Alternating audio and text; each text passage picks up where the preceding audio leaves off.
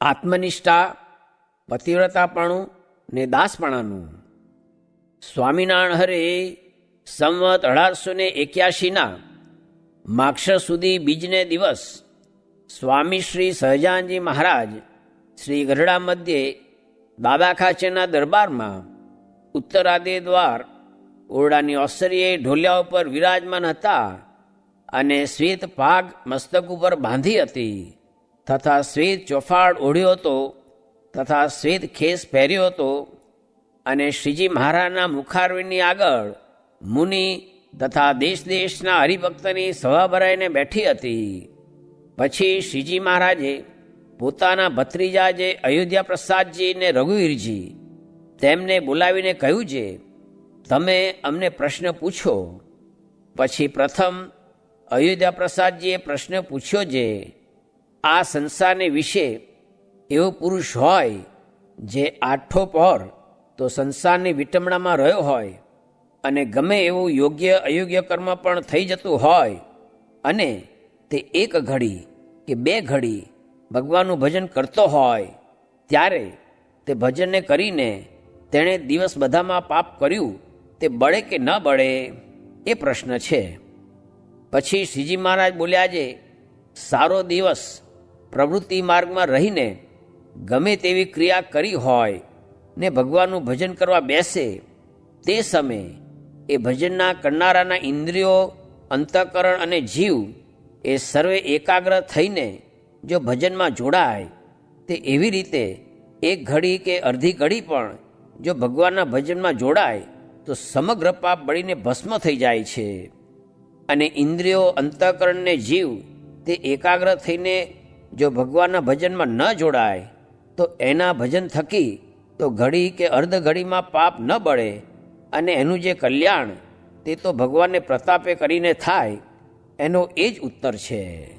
પછી રઘુવીરજીએ પ્રશ્ન પૂછ્યો છે, હે મહારાજ, આ જીવનો મોક્ષ તે કેમ કરે ત્યારે થાય છે?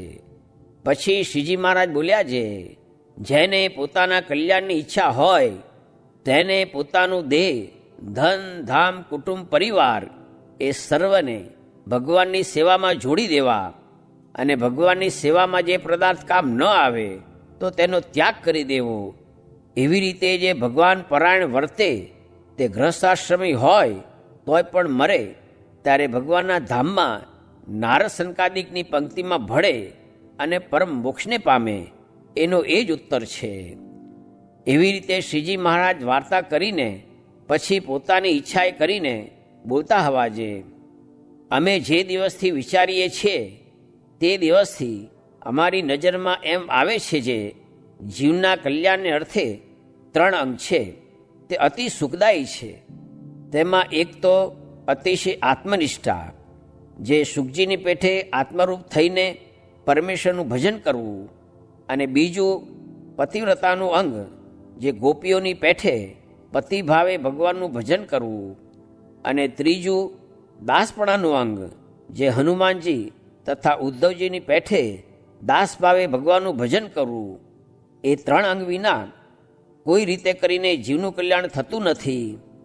અને અમે તો એ 3 અંગને દ્રઢ કરીને રાખીએ છીએ અને તે 3 અંગમાંથી જેને એકે અંગ દ્રઢપણે હોય તો તે કૃતાર્થ થાય છે. અને હવે એ 3 અંગવાળાના જે લક્ષણ તે નોખા નોખા કરીને કહીએ છીએ તેમાં આત્મનિષ્ઠાવાળાનું તો એ લક્ષણ છે જે એક કોરે તો આત્મા છે અને એક કોરે તો દેહ, ઇન્દ્રિયો, અંતઃકરણ, 3 ગુણ, 5 વિષય એ આદિ જે માયાનું ટોળું તે છે. અને એ બેના મધ્યને વિશે જે વિચાર રહે તે વિચાર જ્ઞાન સ્વરૂપી છે. તે વિચાર જેમ વાયુ રહિત સ્થળને વિશે દીપકની શિખા અતિશય સ્થિર થઈને રહે છે તેમ સ્થિર થઈને રહે છે. અને તે વિચાર દેહ, ઇન્દ્રિયોને અંતઃકરણ એમને આત્માસંગાથી એક થવા દેતો નથી અને તે વિચાર પણ આત્માસંગાથી એક થતો નથી. અને જ્યારે તે વિચારને જીવ પામે છે ત્યારે તે જીવની વૃત્તિ કાશી સુધી લાંબી હોય તે વરતાલ જેટલામાં આવે છે.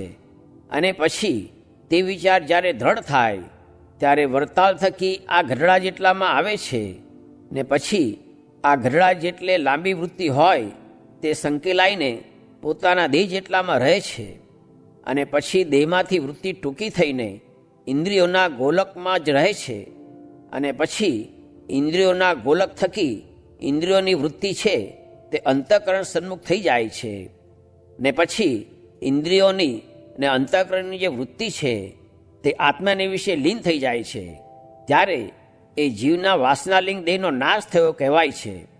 અને એ વિચાર છે તે જ્યારે આ જીવ સંગાથે મળે છે ત્યારે તે જીવના હૃદયને વિશે પ્રકાશ થાય છે અને પોતાના આત્માનું બ્રહ્મરૂપે દર્શન થાય છે ને તે બ્રહ્મને વિશે પરબ્રહ્મ જે નારાયણ તેનું પણ દર્શન થાય છે. અને તે દર્શનના કરનારાને એમ અનુભવ થાય છે જે હું આત્મા છું અને મારી વિશે જે પરમાત્મા છે તે અખંડ રહ્યા છે. અને એવી રીતની અખંડ સ્થિતિ રહે એ આત્મનિષ્ઠાની અતિ ઉત્તમ દશા છે. અને પતિવ્રતાનું જે અંગ છે તે તો વ્રજની ગોપીઓના જેવું જોઈએ.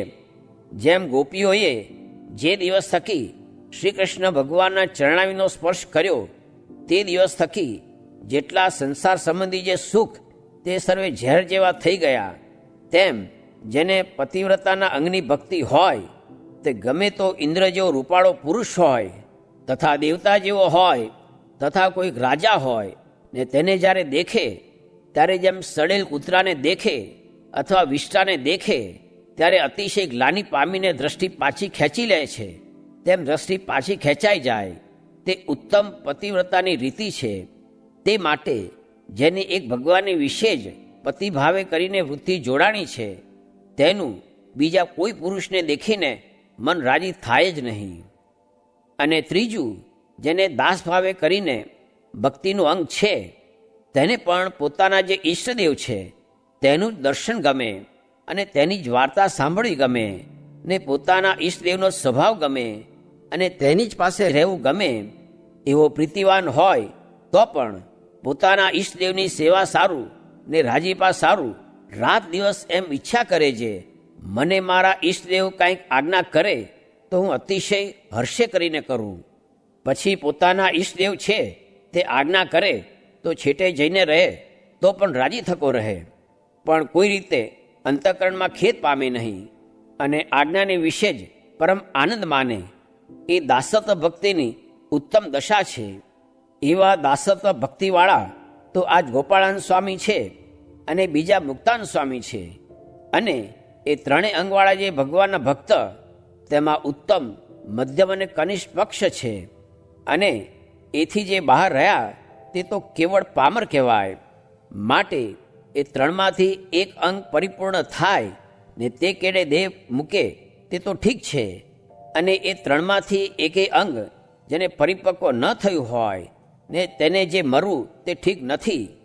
અને તે તો 5 દાડા વધુ જીવે ને પોતાની અણસમજણને ટાળીને ને એ ત્રણ અંગમાંથી કોઈક એક અંગને દ્રઢ કરીને મરે એ જ ઠીક છે. અને વળી આ જીવનો તો એવો સ્વભાવ દેખાય છે જે જ્યારે ગૃહસ્થાશ્રમમાં હોય ત્યારે સંસારનો ત્યાગ કરવો ગમે અને જ્યારે ત્યાગ કરે છે ત્યારે પાછા સંસાર સંબંધી સુખના ઘાટ થયા કરે. એવી રીતે એ જીવનો અવળો સ્વભાવ જણાય છે.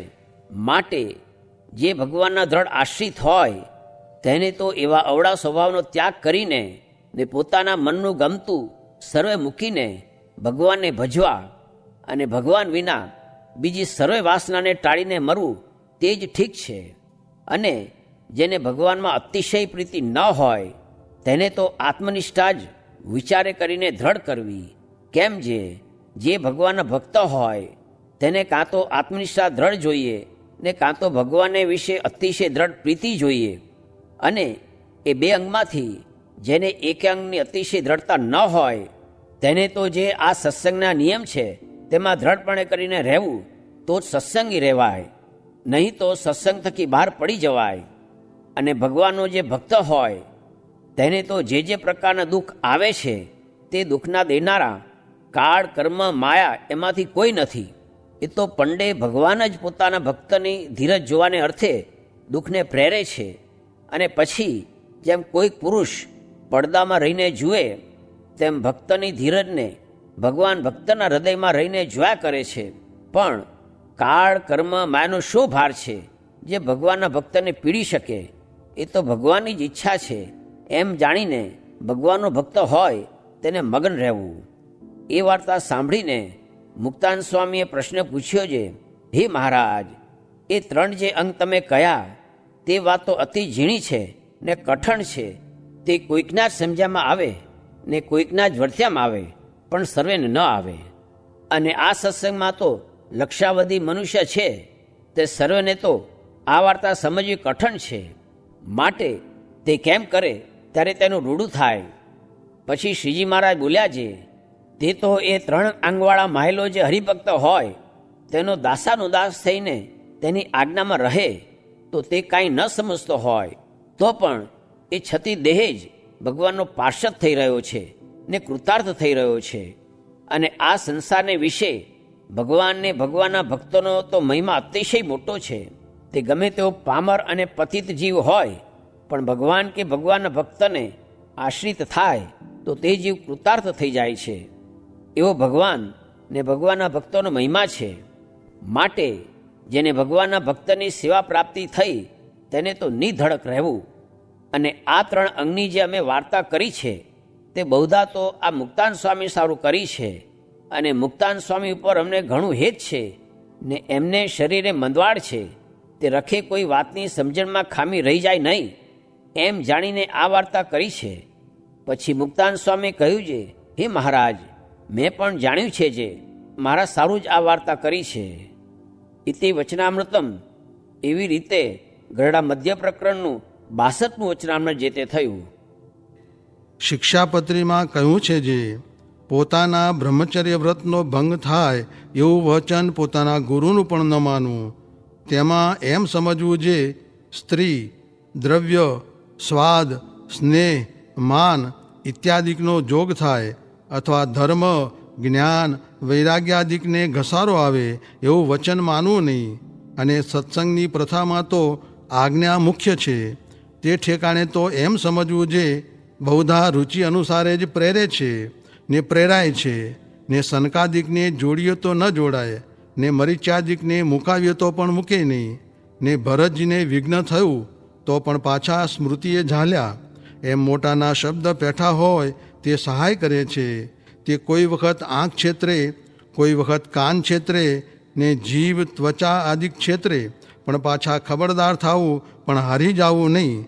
ને સુખનું ઠેકાણું ને ભાગવાની બારી તો એક જ સારા સાધુનો સમાગમ છે, પણ તે વિના તો ક્યાંય સુખ, શાંતિ કે સમાસ થયાનું ઠેકાણું બીજું નથી. સ્વામિનારાયણ સ્વામીએ વાત કરી જે કારખાના કરવાની રીતિ મહારાજે કહેલ છે. સાવજ હોય તે દિવસમાં 3 તલપું નાખે ને તેમાં આહાર મળે તે ખાય. ને નારડા છે તે તો આખો દિવસ દોડતા ફરે. તેમ કારખાનું કરવું તે સાવજની પેઠે 1 મહિનો કરવું ને પછી પાછું 6 મહિને કે વરસ દાડે બીજું કરવું, પણ નારડાની પેઠે નિરંતર 12 માસ ન કરવું એમ કહ્યું હતું. સ્વામિનારાયણ હરે સ્વામીએ વાત કરી જે લખ્યું તે વાંચ્યું નહીં તો તે લખ્યું તે ન લખ્યું ને કદાપી વાંચ્યું, પણ તેમાં શરત ન રાખી તો તે વાંચ્યું તે ન વાંચ્યું, ને કદાપી શરત રાખી પણ તેમ કરવાને માર્ગે ન ચલાય તો પણ શું. માટે રજ તમ ન હોય ને સત્વની પ્રવૃત્તિ હોય ત્યારે સ્થિર થઈને સ્થિર મને વાંચીને મનનો તપાસ કરવો તો તે સમાસ કરે. તે મનના તપાસનું કહ્યું છે જે શબ્દ સર્વે જુદા જુદા પોતાના ઉરમાં લેવા ને તપાસવા, ને એમ થાય છે કે નહીં તેનો તપાસ કરીને એમ જ કરવું. સ્વામિનારાયણ હરે સ્વામીએ વાત કરી જે પૂર્વનો સંસ્કાર હોય પણ ઉતરતો સંગ મળે તો સંસ્કાર ટળી જાય, ને 100 જન્મે સારો થવાનો હોય તેને રૂડો સંગ મળે તો તરત સારો થઈ જાય. સ્વામિનારાયણ હરે સ્વામીએ વાત કરી જે ભગવાનના ભક્ત થયા છે ને પંચવર્તમાન પાડે છે તે તો પ્રકૃતિ પુરુષથી પર જઈને બેઠા છે.